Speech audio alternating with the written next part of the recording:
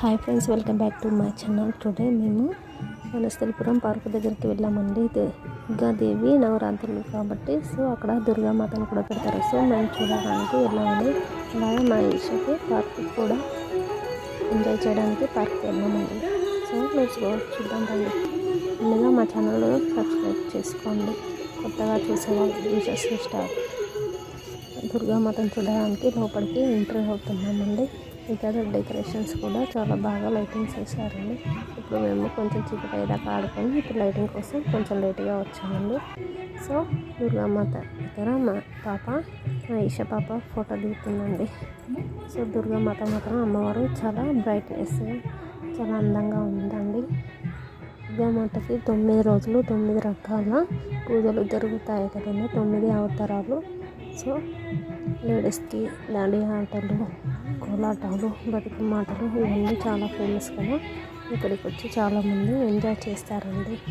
So మీరు కూడా వీలైన వాళ్ళు దగ్గరలో ఉంటే రావచ్చండి. వస్తున్నా నువ్వు నేను వస్తున్నా.